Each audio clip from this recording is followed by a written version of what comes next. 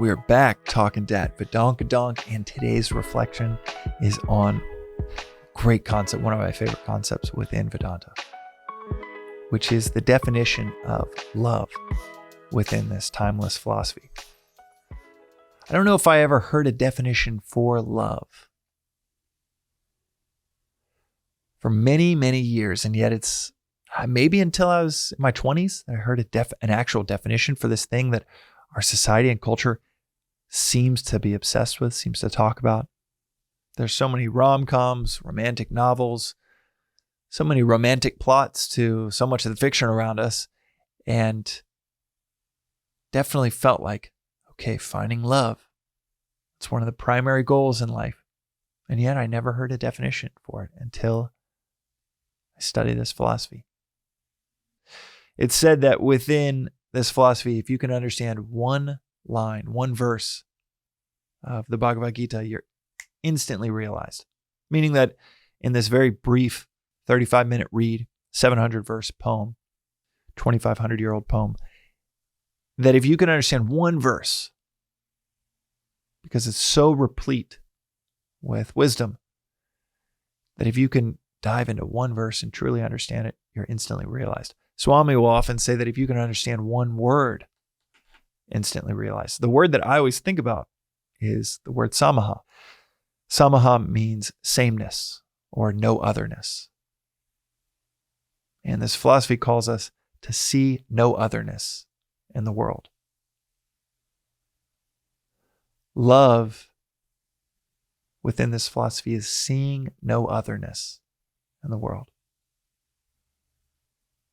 Love is an identification. I'd love for you to write in a comment of any other definitions that you've come across that meant a lot for you. But this definition of love, of seeing no otherness in the world, it's not only beautiful because it gives it some definition, but it's also beautiful because the definition is total. It's not identification with another person. It's not love of some identification with something you're doing or people in general. Seeing no otherness in the world. And a form of identification, an exercise of exceptional, total identification. If you only love one person, this philosophy says that's preferential attachment. If I'm being candid, I struggle to say and mean I love you to my own children. Because once you're hit with this definition, once you orient towards a higher, a selfless ideal around and definition around this word of love, you realize that so much of the time when we bandy this term love around, or we see it used so often in our lives or in our culture, we realize that's just preferential attachment. There isn't even identification with that other person, much less identification with the totality of the world or universe around us. You don't even identify with that other person. We just love the way that person makes us feel. And if that person made us feel a different way, then we wouldn't love them. Probably wouldn't even tolerate being around them. If you dial it down to where it's unbearable to be around them, would you still identify with them? Would you still say that you love them? Or would we cut ties, get a divorce, have an estranged relationship with a child that grows up that, you know what, this just isn't that, this is terrible to be around. So we're going to kick them out of the house. That is preferential attachment. Some pleasure or some feeling that that person or that thing gives us. That is not, according to this philosophy, take it or leave it. This is not something that everybody needs to adopt, but this is the definition of love within this philosophy. Seeing no otherness in the world.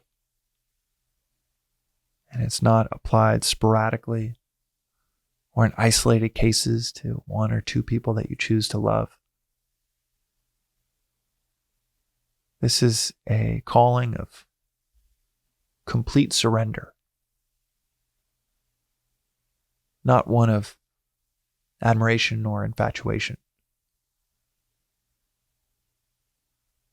Samaha, that's the word that I always think about when Swami says, if you can understand just one word of the Gita, you're instantly realized. Because that word and what it represents, that's many lifetimes of reflection to get there. But once I heard that definition of love, that 4-letter word took on new significance that I wasn't even really ready or sure I wanted it to take on. But I knew in some deep, deep way that anything short of that is not love. That is today's reflection on the Daily Vedantic. We'll see you next time.